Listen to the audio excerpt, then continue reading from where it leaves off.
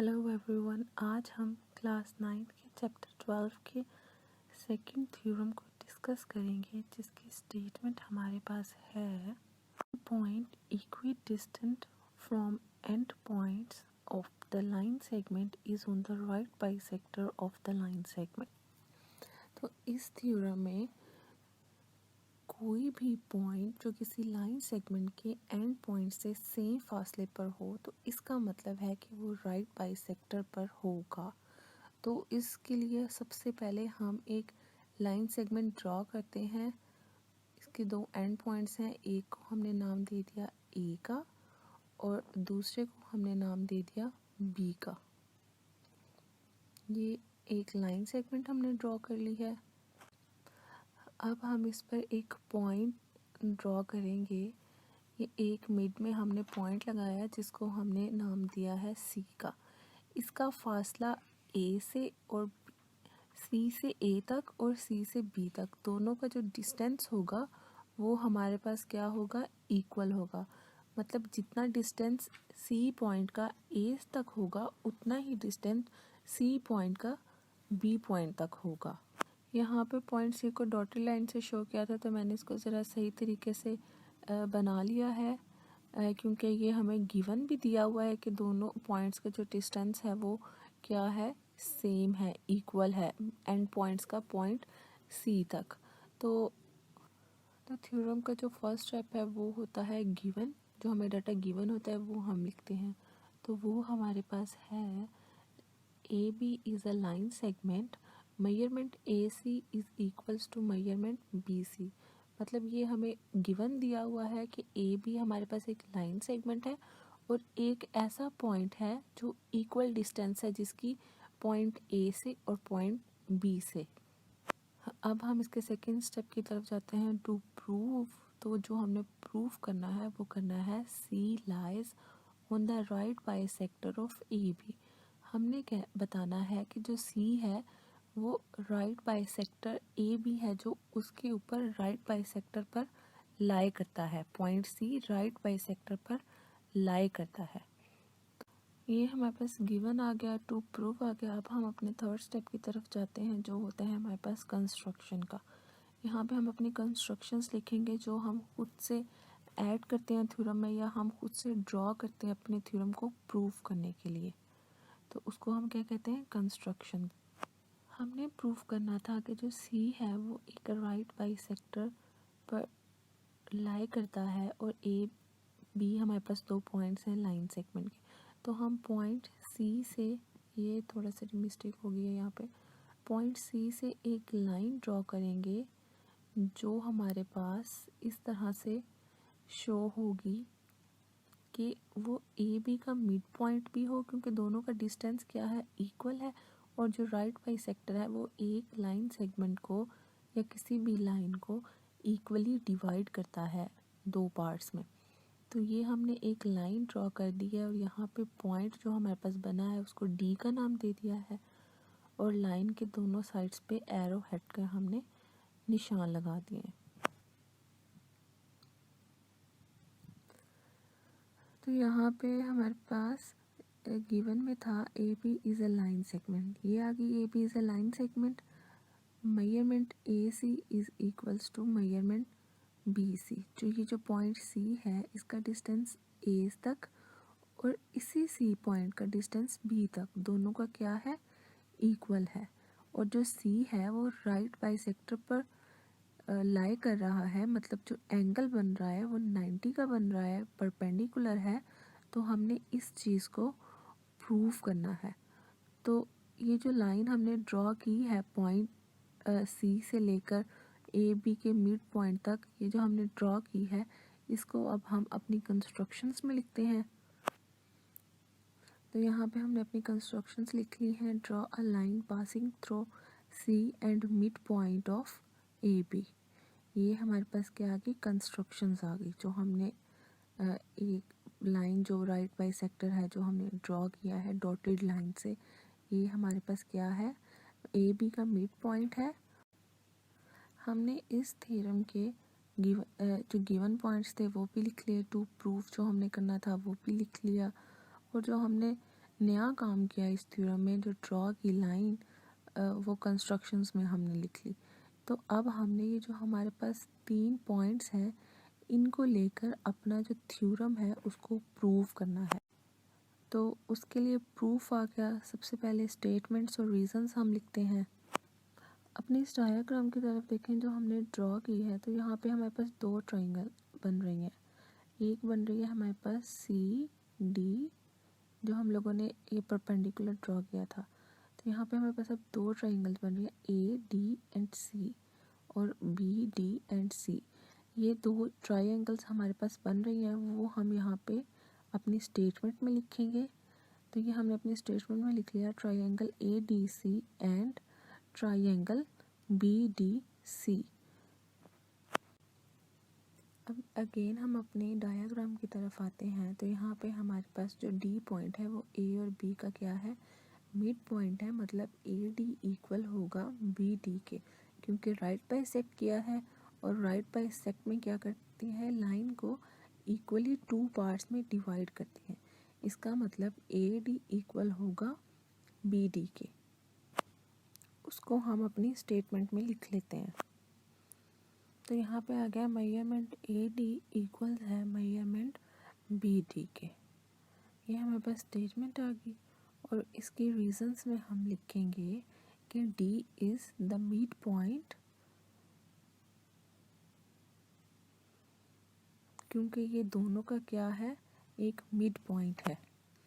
तो next step के लिए हम अगेन अपनी डायग्राम की तरफ आते हैं। तो इस डायग्राम में एक हमारे पास जो पॉइंट है दोनों ट्रायंगल्स में आ रहा है, वो है सी और डी। मतलब सी और डी हमारे पास ट्रायंगल ए सी डी में भी आ रहा है और ट्रायंगल बी सी डी में भी आ रहा है। तो ये हमारे पास एक कॉमन पॉइंट होगा। तो इसको हम अपने स्टेटमेंट्स में लिखते हैं, फिर हम इसका रीज़न भी लिखते हैं। तो यहाँ पे हमने अपने स्टेटमेंट में लिख लिया मेजरमेंट सी डी इक्वल्स है मेजरमेंट डी सी के। और ये हमारे पास क्या है, एक कॉमन पॉइंट है, क्योंकि ये जो हमारे पास साइड है ये दोनों में लाई कर रही है, सी डी दोनों ट्रायंगल्स में आ रहा है। अब इस थ्योरम के स्टार्टिंग में हमने कहा था कि पॉइंट ए से लेकर पॉइंट सी तक का जो डिस्टेंस है वो पॉइंट सी से पॉइंट बी तक के डिस्टेंस का के इक्वल है। और ये हमारे पास था given, measurement A C is equals to measurement B C. तो इसको भी अब हम अपनी स्टेटमेंट और रीजंस में लिखते हैं। तो ये हमारे पास आ गया measurement A C is equals to measurement B C, जो हमारे पास क्या है, गिवन है, हमारे थ्योरम में हमें बताया हुआ है स्टेटमेंट में। थोड़ा सा बैक जाते हैं तो यहाँ पे हमें कुछ पॉइंट्स मिले हैं, जैसे कि हमारे पास मेजरमेंट ए डी है वो इक्वल है मेजरमेंट बी डी के। मतलब जो एक साइड है ट्रायंगल की वो इक्वल है, दूसरी ट्रायंगल भी की साइड भी इक्वल है और थर्ड भी साइड क्या है हमारे पास इक्वल है। मतलब ए डी इक्वल है बी डी के, और जो हमारे पास ये पॉइंट सी डी था ये भी कॉमन था, और जो हमारे पास साइड ए सी है वो भी इक्वल है बी सी के। तो हम अपने स्टेटमेंट में लिखते हैं triangle A D C equal होगी ट्रायंगल बी डी सी के। क्योंकि इसकी तीनों साइड्स इक्वल हैं तो हमने रीजंस में लिख दिया कि साइड बाय साइड, मतलब दोनों ट्रायंगल्स की क्या है, तीनों साइड्स एक दूसरे के इक्वल हैं। तो इसका मतलब कि ट्रायंगल भी हमारे पास एक दूसरे के इक्वल है। तो अब यहाँ पे हमारे पास पहली साइड भी इक्वल आ गई दूसरे साइड भी इक्वल आ गई, ये थर्ड साइड भी इक्वल आ गई। मतलब ट्रायंगल क्या है, एक दूसरे के इक्वल है। जब ये ट्रायंगल्स एक दूसरे के इक्वल होंगी तो हमारे पास यहाँ पर जो एंगल बनेगा डी पॉइंट पर वो भी एक दूसरे के क्या होगा, इक्वल ही होगा, क्योंकि ट्रायंगल्स दोनों एक दूसरे के इक्वल हैं। तो यहाँ पर जो एंगल हमारे पास ए डी सी में बनेगा वही एंगल हमारे पास ट्रायंगल बी डी सी में बनेगा। इसको अपनी स्टेटमेंट में लिखते हैं, angle A D C is equals to angle B D C, corresponding angles are equal, इसके रीजंस आ जाएंगे हमारे पास, वो भी हमने लिख लिया है। यहाँ पर हम एक लाइन ड्रॉ करते हैं, ये हमने लाइन ड्रॉ कर ली है और इस लाइन के ऊपर हमारे पास कौन सा एंगल होता है, 180 का एंगल होता है। ये हमारे पास जो टोटल एंगल होता है, ये मिड पे मैं एक डॉट लगा रही हूँ और उसके साइड पे मैंने डी की तरह निशान बना दिया। ज्योमेट्री में भी यूज़ होता है ये प्रोटेक्टर, जिस पे 180 का एंगल होता है। तो ये टोटल एंगल होता है 180 का। ये इस तरह से डी की शेप में प्रोटेक्टर होता है ज्योमेट्री में। ये मैंने डॉटेड लाइन से ड्रॉ कर दिया है, ये टोटल प्रोटेक्टर। यहाँ पे आगे एंगल कौन सा बनेगा, 180 का। तो इसी तरह हमारी डायग्राम में भी एक स्ट्रेट लाइन लगी हुई है, लाइन सेगमेंट जो हमने ड्रॉ की थी उस पर भी सेम हमारे पास वही एंगल बन रहा है 180, मीन्स कि एक टोटल डी बन रही है। तो एंगल कौन सा आ गया, 180 का एंगल आ गया। इसका मतलब दोनों ट्राइंगल्स का जो एडिशन है वो हमारे पास 180 आ जाता है। तो हम यहाँ पे लिखते हैं angle A D C plus angle B D C is equals to 180, और इसके रीजंस में मैंने लिखा है सप्लीमेंट्री एंगल्स, क्योंकि अब हम यहाँ पे डी या प्रोटेक्टर तो लिख नहीं सकते, इसलिए मैंने यहाँ पे सप्लीमेंट्री एंगल लिख लिया है। हमने कहा था कि ट्राइंगल इक्वल्स हैं तो उनके एंगल्स भी एक दूसरे के क्या होंगे, इक्वल होंगे। तो इस वाले स्टेटमेंट को हमने इक्वेशन 1 का नाम दे दिया।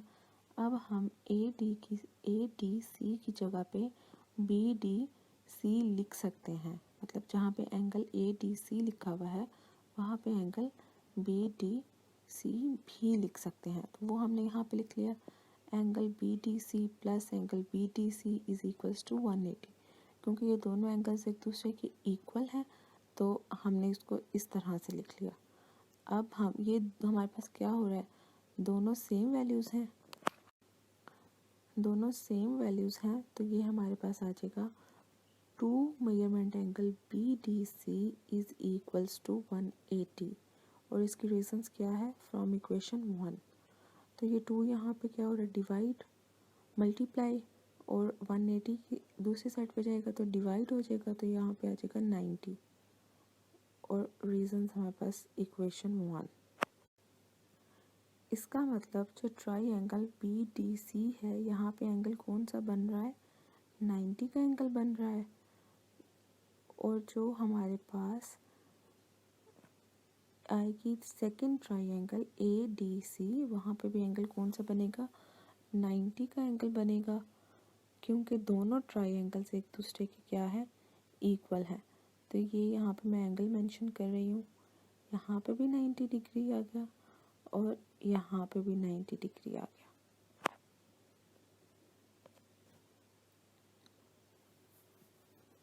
और ये जो हमने एक लाइन ड्रॉ की थी, इस लाइन को हमने नाम दे दिया एल और एम का, मतलब जो हमने बाइसेक्टर ड्रॉ किया था। और हमने यही प्रूफ करना था कि ये हमारे पास एक राइट बाइसेक्टर, मतलब जो एंगल है वो हमारे पास कौन सा है, 90 का एंगल है। और वो हमने अपने थ्योरम में प्रूफ कर दिया है। दोनों साइड्स पे कौन सा एंगल आ रहा है, 90 का आ रहा है। मतलब ये जो लाइन है वो एक राइट बाइसेक्टर पर लाई कर रहा है, जो हमारे पास पॉइंट है वो राइट बाइसेक्टर पर लाई कर रहा है। इसकी स्टेटमेंट में बताया हुआ है, any point equidistant from and point of the line segment is on the right bisector of the line segment. मतलब जो हमने लाइन सेगमेंट ड्रॉ की थी ए भी, उस पर ये किस पर लाई कर रहा है, राइट बाइसेक्टर पर लाई कर रहा है। और यही हमारे इस थ्योरम में प्रूफ करना था, तो हम यहाँ पर एंड पर लिखेंगे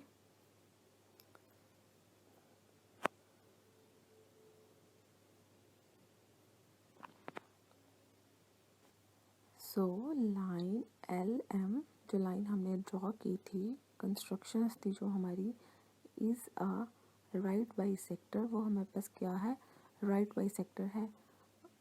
राइट बाइसेक्टर मैंने फर्स्ट थ्योरम में बताया था, उसका लिंक भी मैं डिस्क्रिप्शन बॉक्स में डाल रही हूँ, वहाँ से देख लीजिएगा। उसके बाद यहाँ पे हम लिखेंगे point C lies on the right bisector, और यहाँ पर हमारा थ्योरम प्रूव हो गया है। ये थ्योरम यहाँ तक ही था। Thank you so much for watching my video.